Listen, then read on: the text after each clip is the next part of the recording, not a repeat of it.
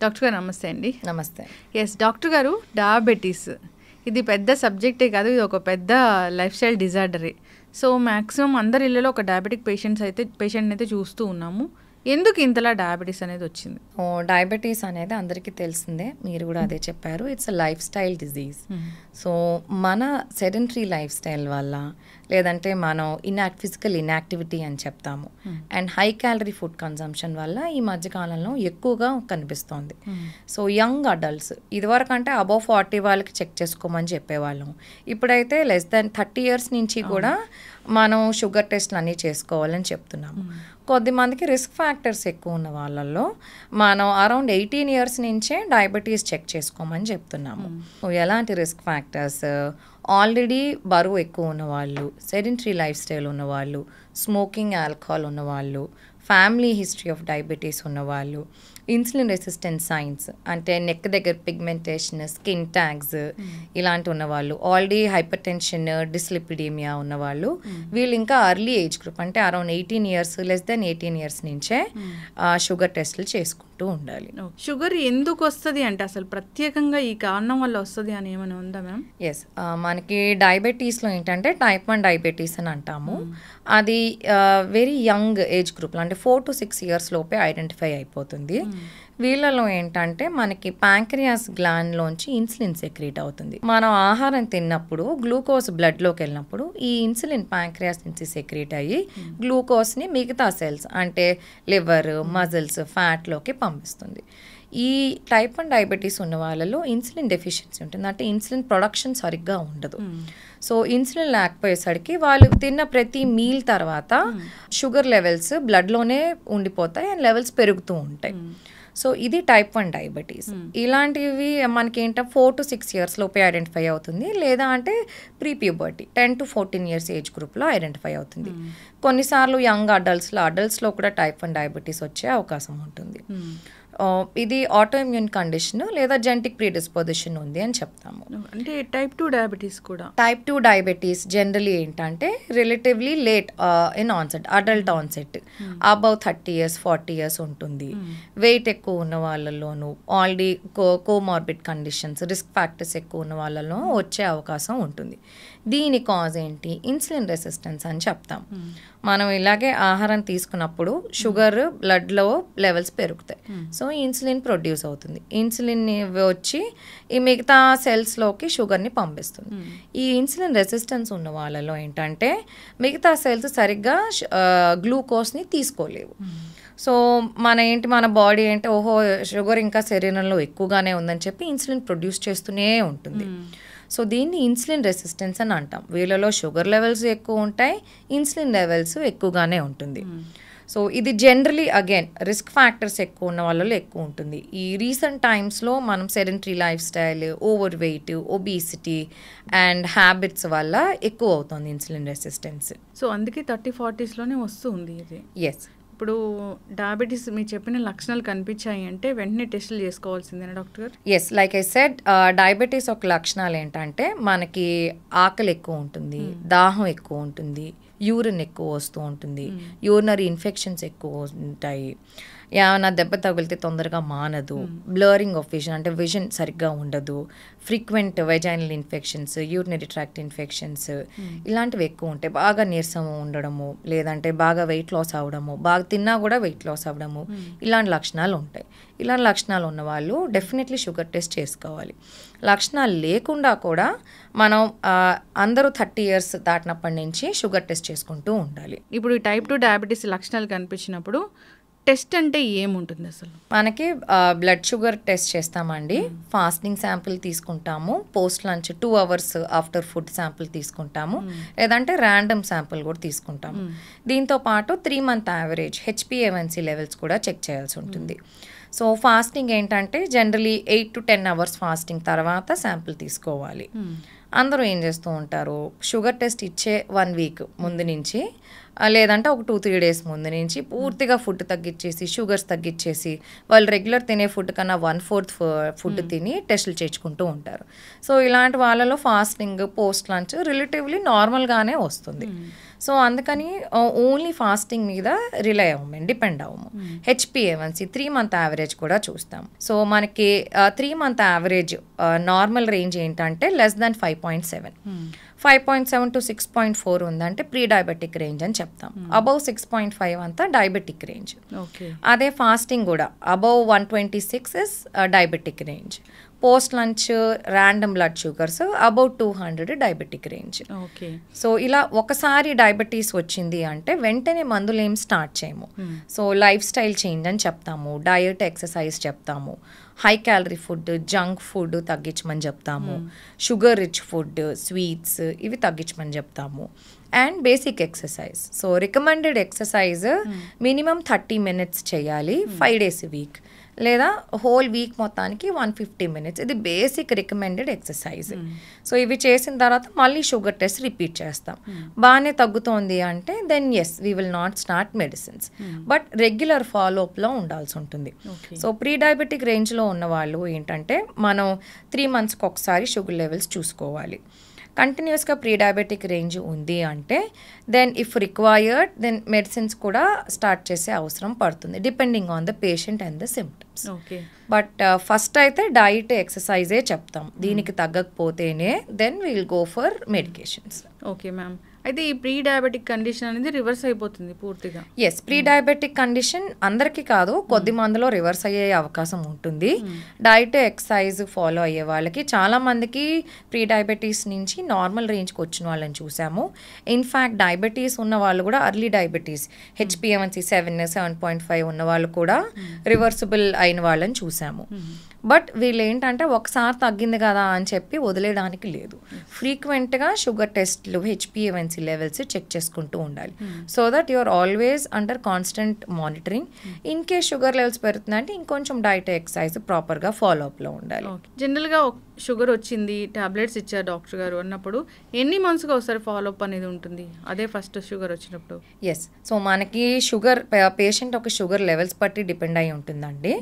So మనకి HbA1c around 7 లోపు ఉందనుకోండి, డైట్ ఎక్సర్సైజ్ చెప్తాము. అండ్ 7 దాటేసింది, 7.5, 8 అలా ఉన్నాయి, దెన్ బేసిక్ మెడిసిన్ స్టార్ట్ చేస్తాము along with diet and exercise. 1 monthలో ఫాలోఅప్ రమ్మంటాం. బాగానే కంట్రోల్లోకి వస్తుందంటే అదే డోస్ కంటిన్యూ చేస్తాం. మళ్ళీ ఒక 2-3 monthsలో రివ్యూకి రమ్మంటాం. సో మనకి షుగర్ లెవెల్స్ రెగ్యులేట్ అయ్యేంత వరకు ఫ్రీక్వెంట్ మంత్లీ విజిట్స్ రమ్మని చెప్తాం. ఒకసారి కంట్రోల్లోకి వచ్చేసిన తర్వాత 3 monthsకి ఒకసారి రమ్మని చెప్తాం. ఓకే మ్యామ్, ఇప్పుడు చాలా షుగర్ వచ్చింది లెవెల్ అన్నప్పుడు ఒక టైప్ ఆఫ్ మెడిసిన్ అనేది రాస్తారు. అంటే మెడిసిన్ వాడుతూ వాళ్ళకి కాస్త తగ్గుతుంది అనేది అంటే ఎట్లా మానిటరింగ్ అనేది ఎట్లా ఉంటుంది? 1 month అన్నారు, 1 month మానిటరింగ్ అనేది ఎలా ఉంటుంది? సో మనకి బాగా ఎక్కువ షుగర్స్ ఉన్న వాళ్ళు, షుగర్ ఫ్లక్చువేషన్స్ ఉన్న వాళ్ళలో కంటిన్యూస్ గ్లూకోజ్ మానిటరింగ్ అని ఉంటుంది. సో చిన్న ప్యాచ్ లాంటిది ఉంటుంది, మన స్కిన్కి అటాచ్ చేస్తారు. అది 7 days, 5 days, 7 days మానిటరింగ్ చూస్తాం. సో ఏ టైంలో ఫ్లక్చువేషన్స్ ఉన్నాయో చూసుకుంటాం. దాన్ని బట్టి కొంచెం మందులు అడ్జస్ట్మెంట్ అవి చేస్తాం. ఇది బాగా ఫ్లక్చువేషన్స్ ఎక్కువ ఉన్న వాళ్ళలో ఇది సజెస్ట్ చేస్తాం. ఇది కాకుండా హోమ్ గ్లూకోజ్ మానిటరింగ్ అని చెప్తాం. అంటే ఇంట్లో గ్లూకోమీటర్ చాలా మందికి అలవాటు అయ్యే ఉంటుంది, ఎందుకంటే every family has a diabetic patient. చిన్న గ్లూకోమీటర్ ఉంటుంది, ఒక చిన్న ప్రిక్తో మనం 1 drop ఆఫ్ బ్లడ్తో చూసుకోవచ్చు.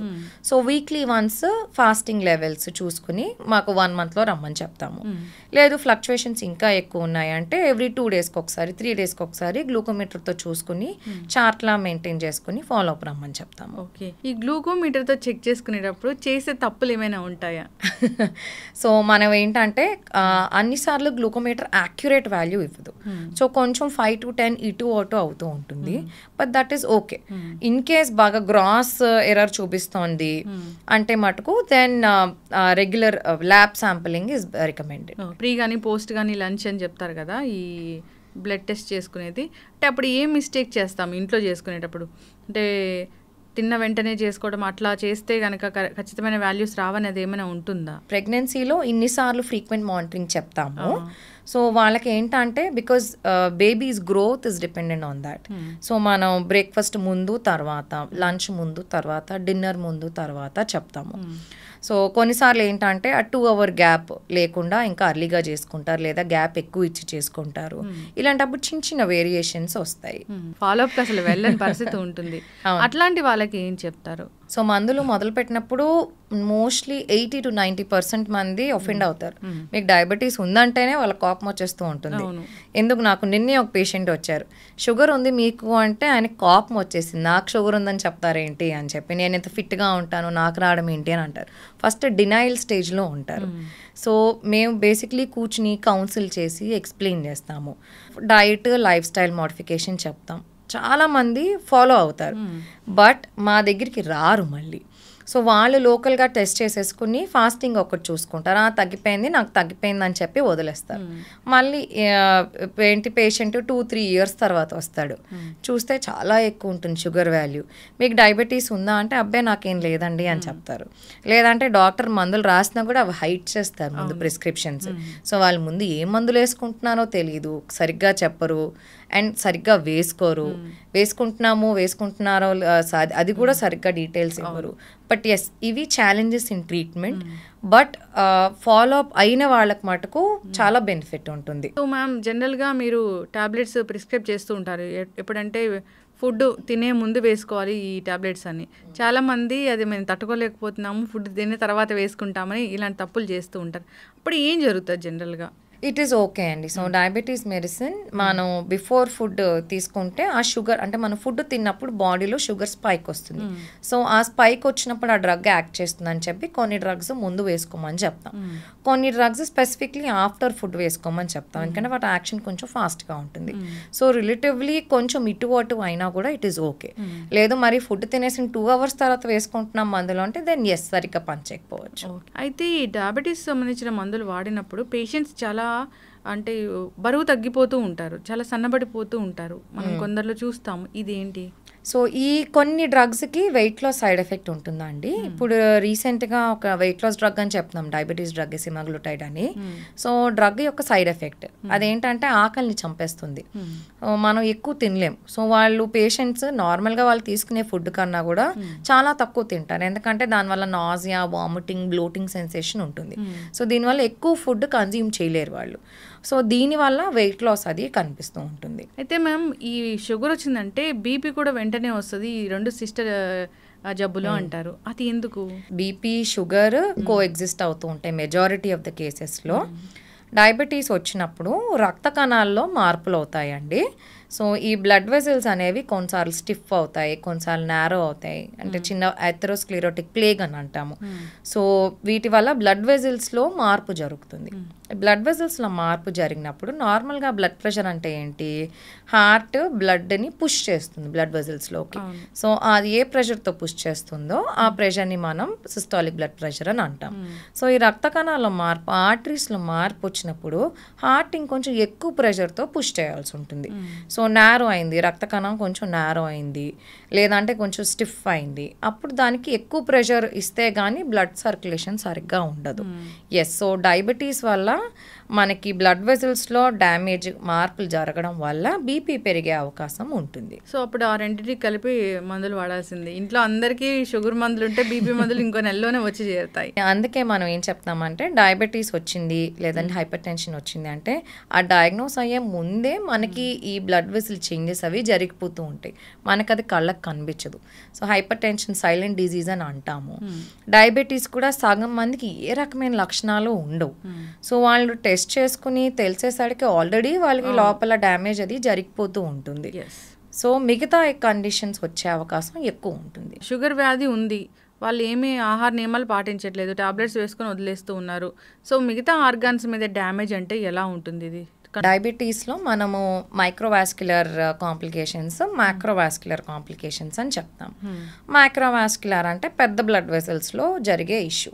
సో హార్ట్కి వెళ్ళే బ్లడ్ వెసల్స్లో ఇష్యూ జరిగితే మనకి హార్ట్ అటాక్, స్ట్రోక్ వచ్చే అవకాశం ఉంటుంది. అదే మెదడుకి, బ్రెయిన్కి సప్లై చేసే వెజల్స్లో ఇష్యూ అయితే పెరాలసిస్, స్ట్రోక్ వచ్చే అవకాశం ఉంటుంది. పెరిఫరల్ ఆర్టరీ డిజీజ్ అని అంటాం, మన లోవర్ లిమ్స్కి సప్లై చేసే బ్లడ్ వెసల్స్లో కూడా క్లాట్ ఫార్మేషన్ అది జరగచ్చు. సో ఇలా జరిగితే మనకి లోవర్ లిమ్స్ బ్లడ్ సప్లై తగ్గిపోతుంది, అప్పుడు టిష్యూ చచ్చిపోతుంది, దాన్ని గ్యాంగ్రీన్ అని అంటాం. ఇలాంటి ఇబ్బందులు వచ్చే అవకాశం ఉంటుంది. మైక్రోవాస్క్యులర్ కాంప్లికేషన్స్ అని చిన్న చిన్న రక్త కణాల్లో డ్యామేజ్ జరగడం. సో మైక్రోవాస్క్యులర్ తల నుంచి కిందకి వెళ్దాం, ఫస్ట్ కళ్ళులో ఇష్యూ వస్తుంది. మనకి రెటినాకి సప్లై చేసే బ్లడ్ వెజల్స్లో ఇష్యూ అయినప్పుడు మనకి డయాబెటిక్ రెటినోపతి అని అంటాము. సో ఇది కూడా ఏంటంటే బ్లరింగ్ ఆఫ్ విజన్ వస్తుంది. రెటినాకి సప్లై చేసే బ్లడ్ వెజల్స్లో క్లాట్స్ కానీ అవి రప్చర్ అయ్యి బ్లీడింగ్ హిమరేజ్ అవ్వడం కానీ రెటినల్ డిటాచ్మెంట్ కానీ జరిగే అవకాశం ఉంటుంది. అండ్ కిందకు వచ్చేసరికి మన కిడ్నీస్ డయాబెటిక్ నెఫ్రోపతి అని అంటాం. కిడ్నీస్లో ఉన్న చిన్న చిన్న రక్త కణాలు డ్యామేజ్ అయ్యి ప్రోటీన్ లాస్ అవుతుంది. సో ఇది అర్లీ స్టేజ్లో మనం డిటెక్ట్ చేసి ప్రొటెక్ట్ చేసుకోవచ్చు. లేదు అంటే కంప్లీట్ రీనల్ ఫెయిలియర్ అయ్యే అవకాశం ఉంటుంది. అండ్ పెరిఫరల్ న్యూరోపతి అని అంటాం. నర్వ్స్ డ్యామేజ్ అవ్వడం, పెరిఫరల్ నర్వ్స్, దీనివల్ల స్పర్శ తగ్గిపోవడం, చేతుల్లో అరికాల్లో స్పర్శ తగ్గిపోవడము. స్పర్శ తగ్గిపోవడం వల్ల మనకి ఏమైనా దెబ్బ తగిలితే తెలియదు వాళ్ళకి. సో దీనివల్ల డయాబెటిక్ అల్సర్స్ ఫార్మ్ అవడము, ఇలాంటి ఇబ్బందులు వచ్చే అవకాశం ఉంటుంది. ఇప్పుడు మనం ఇందాక మాట్లాడుకున్నట్లు రకరకాల వైరస్లు, సూపర్ బగ్స్ ఇలా అని మాట్లాడుకున్నప్పుడు కరోనా ఇట్లాగా ఇవి ఎక్కువగా తొందరగా ఎఫెక్ట్ చేస్తాయి ఎవరిని అంటే డయాబెటీస్ ఉన్న వాళ్ళనే అంటారు. అంటే వాళ్ళకి ఇమ్యూనిటీ కూడా తగ్గిపోయినట్లేనా? ఎస్, క్రానిక్ కండిషన్ అని చెప్తామండి డయాబెటీస్ అనేది. సో కాన్స్టెంట్గా బ్లడ్ షుగర్ లెవెల్స్ ఎక్కువ ఉన్న వాళ్ళల్లో ఇమ్యూనిటీ లెవెల్స్ ఒక పొట్టు తక్కువ ఉంటాయి. ఫ్రీక్వెంట్ ఇన్ఫెక్షన్స్ వచ్చే టెండెన్సీ కూడా ఎక్కువ ఉంటుంది. సో ఆల్వేస్ డయాబెటీస్ ఉన్నవాళ్ళు, షుగర్ కంట్రోల్లో ఉన్నవాళ్ళు ఓకే, షుగర్ అన్కంట్రోల్లో ఉన్న వాళ్ళలో మటుకు ఇన్ఫెక్షన్స్ వచ్చే టెండెన్సీ ఎక్కువ ఉంటుంది. మోస్ట్ కామన్ మనకి డయాబెటీస్ ప్రెజెంటేషన్ ఎలా అంటే యూరినరీ ఇన్ఫెక్షన్తో వస్తారు. Almost females, middle aged females, సగం మంది ఫీమేల్ డాక్టర్కి వచ్చి నాకు గైనిక్ ఇష్యూ ఉందండి అని చెప్తారు. ఏమిటి అని చూస్తే యూరినరీ ఇన్ఫెక్షన్ ఉంది, అది వాళ్ళు గైనిక్ ఇష్యూ అనుకుని గైనిక్ దగ్గరికి వెళ్తారు మెజారిటీ ఆఫ్ ద టైం. మనం చిన్న యూరిన్ టెస్ట్ కానీ చేస్తే దానిలో షుగర్ లెవెల్స్, పస్ లెవెల్స్ ఎక్కువ ఉంటాయి. ఏమిటా షుగర్ లెవెల్స్ ఎక్కువ ఉన్నాయని ఈ షుగర్ టెస్ట్ చేస్తే డయాబెటీస్ ఉంటుంది. So most common presentation is urinary infections. Yes, వీళ్ళకి ఇన్ఫెక్షన్స్ వచ్చే టెండెన్సీ ఎక్కువ ఉంటుంది. అయితే డాక్టర్ గారు మీరు అన్నట్లే వీరిలో ఫ్రీక్వెంట్ యూరినేషన్ కూడా ఉంటుంది. సో అది చాలా పెద్ద సమస్యనా, ఎట్లా తీసుకోవచ్చు దీన్ని? సో మనకి షుగర్ కంట్రోల్లో లేనప్పుడు డయాబెటీస్ వన్ ఆఫ్ ద సిమ్టమ్సే increased urination, especially night time వీళ్ళు 3-4 సార్లు లేవడము జరుగుతూ ఉంటుంది. అది one of the major symptoms of diabetes. So మాకు యూరిన్ ఎక్కువ అవుతుందంటే ఫస్ట్ మేము టెస్ట్ చేసేది బ్లడ్ టెస్ట్, అదే diabetes test, urine test. In case sugar levels ఎక్కువ ఉన్నాయంటే దాన్ని మందులు వాడాల్సి ఉంటుంది. యూరినరీ ఇన్ఫెక్షన్ ఎక్కువ ఉంది, పస్సల్స్ ఎక్కువ ఉన్నాయి, ఫీవర్ వచ్చేస్తుంది, బాగా మంటుంది, దొరదుంది అంటే మటుకు యూరిన్ కల్చర్కి పంపించి అది ఏ ఆర్గానిజం వచ్చిందో దాన్ని బట్టి దానికి ససెప్టబుల్ యాంటీబయాటిక్ అది ఇచ్చి తగ్గిస్తాము. బట్ దీని మెయిన్ ట్రీట్మెంట్ షుగర్ కంట్రోలే. అయితే డాక్టర్ గారు బాగానే ఉంది, 20-30 ఇయర్స్ ఆఫ్ ఏజ్లోనే వస్తుంది మరి ఈ షుగర్ వ్యాధి అనేది. ఒకవేళ ప్రెగ్నెన్సీ ప్లాన్ చేసుకునే వాళ్ళకి ముందే ఈ షుగర్ ఉంటే ఎట్లాంటి జాగ్రత్తలు ఉంటాయి, అసలు ఏం కాంప్లికేషన్స్ వచ్చే అవకాశం ఉంటుంది? ఎస్, మనకి ప్రెగ్నెన్సీ అప్పుడు లేదంటే అర్లీ మంత్స్ ఆఫ్ ప్రెగ్నెన్సీలోనే ఇప్పుడు జెస్టేషనల్ డయాబెటీస్ డిటెక్ట్ అంటే టెస్టులు చేస్తున్నాము. ఓజీటీటీ అని అంటాం, oral glucose tolerance test. So ఇది వరకు అంటే 20 to 24 వీక్స్ ఆఫ్ ప్రెగ్నెన్సీ అప్పుడు టెస్ట్ చేసేవాళ్ళు. బట్ ఇప్పుడు ఇంకా అర్లీ అంటే less than 3 monthsలోనే ఈ టెస్ట్ చేసేస్తున్నాము. So that early detection of diabetes help చేస్తుందని. సో మనం 75 grams ఆఫ్ గ్లూకోజ్ ఇచ్చి ఫాస్టింగ్ షుగర్ లెవెల్స్, ఈ గ్లూకోజ్ తీసుకున్న తర్వాత 1 hour, 2 hours, 3 hours sugar test చూస్తాం. సో ఇది ఎక్కువ ఉంది అంటే ప్రెగ్నెన్సీ గైడ్ లైన్స్ మళ్ళీ డిఫరెంట్ ఉంటాయి. మనకి ఫాస్టింగ్ నార్మల్గా 126 అబోవ్ అయితే కానీ మనం డయాబెటీస్ కింద కన్సిడర్ చేయం. ప్రెగ్నెన్సీలో ఫాస్టింగ్ షుడ్ బి మనకి 90 కన్నా తక్కువ ఉండాలి, పోస్ట్ లంచ్ 140 కన్నా తక్కువ ఉండాలి. సో మనం ఈ రెండు ఎక్కువ చూసుకుంటాం. HbA1c అంత పెద్ద కన్సిడర్ చేయం ప్రెగ్నెన్సీలో. ప్రెగ్నెన్సీ ప్లాన్ చేసే ముందే డయాబెటీస్ ఉంది అంటే కొన్ని డ్రగ్స్ రికమెండ్ చెయ్యం ప్రెగ్నెన్సీలో. ప్రెగ్నెన్సీలో డయాబెటీస్ ఉంటే మోస్ట్లీ ఇన్సులిన్ రికమెండ్ చేస్తాము, కొంత శాతం మైల్డ్ డోసెస్ ఆఫ్ మెట్ఫార్మిన్ కూడా ఓకే. సో వీళ్ళు వేరే డ్రగ్స్ వేసుకుంటున్నారు other than metformin or insulin అంటే ప్లాన్ చేసే ముందే మీరు ఫిజిషియన్ దగ్గరికైనా గైనిక్ దగ్గరికైనా వస్తే మేము డ్రగ్స్ చేంజ్ చేస్తాం ఐదర్, ఎందుకంటే మిగతా drugs they will effect the foetus. So before even you are planning to conceive, if diabetes కానీ హైపర్ టెన్షన్ కానీ ఉంటే మీరు ఫిజిషియన్ని కానీ గైనిక్ని కానీ ముందే కలవాలి అహెడ్ కానీ. సో దట్ మేము ఫీటస్ని ఎఫెక్ట్ చేసే డ్రగ్స్ అన్ని ఆపేసి ప్రెగ్నెన్సీలో కూడా కంటిన్యూ చేసే డ్రగ్సే ముందుగానే మార్చి ఇస్తాము. అంటే తల్లికి డయాబెటీస్ ఉంటే బేబీకి కూడా వచ్చే అవకాశం ఉంటుందా? ప్యాంక్రియాస్కి స్ట్రెయిన్ అవుతుందండి. అండ్ మెటర్నల్ షుగర్ లెవెల్స్ ఎక్కువ ఉన్నాయి అంటే దెన్ ఫీటల్ ప్యాంక్రియాస్ నుంచి బర్త్ అంటే ఫీటస్ వూమ్లో ఉన్నప్పటి నుంచి కూడా ఇష్యూ డెవలప్ అవుతుంది. అండ్ వీళ్ళకి డయాబెటీస్ వచ్చే టెండెన్సీ ఎక్కువ ఉంటుంది. అండ్ బిగ్ బేబీస్ అని చెప్తాను, నార్మల్ 3.5 kgs కన్నా అబవ్ ఉంటారు బర్త్ వెయిట్. సో మనకి మెటర్నల్ డయాబెటీస్ కంట్రోల్ చేయడం ఈజ్ వెరీ ఇంపార్టెంట్, బికాస్ మనకి foetus is also important in pregnancy. So mother బాగుండాలి, బేబీ కూడా బాగుండాలి. సో బేబీ ఓవర్ వెయిట్గా పుట్టిన, బేబీ ప్యాంక్రియాస్ ఎఫెక్ట్ అయినా కూడా వాళ్ళకి తర్వాత ఇబ్బంది వస్తుంది. సో ఇది లేకుండా మెటర్నల్ షుగర్స్ కంట్రోల్లో ఉండడం చాలా ఇంపార్టెంట్. సో 60 years ఆఫ్ ఏజ్లో ఇలాంటి డయాబెటీస్ ఉంది అన్నప్పుడు ఖచ్చితంగా వీళ్ళు ఈ జాగ్రత్తలు తీసుకోవాలంటే ఏం చెప్తారు? మనకి డయాబెటీస్ అంటే ఫస్ట్ డైట్ ఎక్సర్సైజ్ ఏనండి. సో హై క్యాలరీ ఫుడ్ అంటే ఇప్పుడు బాగా జంక్ ఫుడ్ తింటున్నారు, బయట ఫుడ్ తింటున్నారు. హైదరాబాద్లో biryani most common. So weekly 2-3 బిర్యానీలు తినేస్తూ ఉంటారు. ఇలాంటి high calorie food, junk food తగ్గించాలి. అండ్ ప్రోటీన్, ఫైబర్ పెంచాలి డైట్లో. సో ప్రోటీన్ అంటే ఇప్పుడు వెజిటేరియన్స్ అంటే కూడా మన one cup of dal is equal to 10 grams of protein. So vegetarians కూడా ప్రోటీన్ అడిక్వేట్ తీసుకోవచ్చు. ప్రోటీన్ కన్జంప్షన్ బాగుండి ఫైబర్ ఎక్కువ అంటే పీచు పదార్థాలు, కూరలు అవి ఎక్కువ తింటే దెన్ రిలేటివ్లీ షుగర్ కంట్రోల్లోకి వస్తుంది. And exercise like I mentioned earlier, minimum 150 minutes in the whole week, లేదా 30 minutes 5 days a week చేయాలి. ఇది బేసిక్ ఎక్సర్సైజ్. దీంతో పాటు రెసిస్టెన్స్ ట్రైనింగ్ అని చెప్తాం. వెయిట్ లిఫ్టింగ్ కానీ రెసిస్టెన్స్ ఎక్సర్సైజ్ కానీ మినిమం 2 days a week అయినా చెయ్యాలి. సో దీనివల్ల షుగర్ లెవెల్స్ కంట్రోల్ చేయడం ఈజీగా ఉంటుంది. అంటే పెద్ద ఏజ్ వాళ్ళు కూడా ఎస్, మనకి అబౌవ్ 60 years ఎల్డర్లీ ఏజ్ గ్రూప్లో మజిల్ వేస్టింగ్ అవుతుంది. సో ఈ మజిల్ వేస్టింగ్ వచ్చిందంటే వాళ్ళకి వెంటనే నీరసం రావడం, అలసట రావడము, ఫెటీగ్ రావడము ఇలాంటివి జరుగుతాయి. సో వీళ్ళల్లో వెయిట్ ట్రైనింగ్, కొంచెం బేసిక్ రెసిస్టెన్స్ ఎక్సర్సైజ్, నార్మల్ వాకింగ్తో పాటు చిన్న ఈ muscle training, muscle strengthening exercises కూడా చేస్తే వాళ్ళకి చాలా బెనిఫిట్ ఉంటుంది. అస్సలు ఈ ఫుడ్స్ ముట్టుకోకూడదు ఈ డయాబెటీస్ ఉన్న వాళ్ళు అంటే ఏమైనా ఉందా? సో ఏదైనా సరే కంప్లీట్గా మానేయమంటే అది చేయలేరండి. సో లిమిట్ చేయమని చెప్తాం. సపోజ్ ఒక పేషెంట్ రోజు స్వీట్ తింటున్నారు, రోజు 3 పూట్ల స్వీట్ తింటున్నారంటే వాళ్ళకి తగ్గించమని చెప్తాము. సో పూర్తిగా 0 అవ్వద్దు, ఎందుకంటే వాళ్ళు చేయలేరు కాబట్టి. సో మీరు తీసుకునే పోర్షన్ స్మాల్ పోర్షన్ తీసుకోండి అని చెప్తాం, లేదంటే వారానికి 1-2 సార్లు తీసుకోమని చెప్తాము. సో ఏదైనా సరే షుగర్స్ ఎక్కువ ఉన్నవి, ఆర్టిఫిషియల్ స్వీట్నర్స్ కానీ, షుగర్స్ కానీ, రిఫైన్డ్ షుగర్స్, హనీ, జాగరీ ఇవి ఎక్కువ కన్జ్యూమ్ చేస్తూ ఉంటే కొంచెం తగ్గించాలి. అండ్ అలాగే processed food, highly refined food, processed food, మనకి ప్యాకేజ్లో దొరికే food, bread, biscuits, the other packaged products, ఇవన్నీ ఏంటంటే మనకి హై గ్లైసిమిక్ ఇండెక్స్ అన్నమాట. సో తిన్న వెంటనే షుగర్ లెవెల్స్ షూట్ అప్ అవుతాయి. ఇలాంటి ఫుడ్ అవాయిడ్ చేయాలి. సో వాకింగ్ చాలా ఇంపార్టెంట్ ఈ డయాబెటీస్కి అంటారు. అది ఎప్పుడు చేయాలి? Morning or evening, after food ఇలా ఉంటుందా ఏమైనా? ప్రిఫరబుల్లీ మార్నింగ్ చెప్తామండి. బట్ ఇప్పుడు nowadays everyone is busy. So time కుదిరినప్పుడు వాకింగ్ చేయమని చెప్తాం.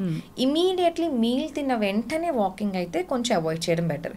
Give little time and then you go for a walk. అసలు డయాబెటీసే రాకూడదు అంటే జాగ్రత్తలు ఏముంటాయి?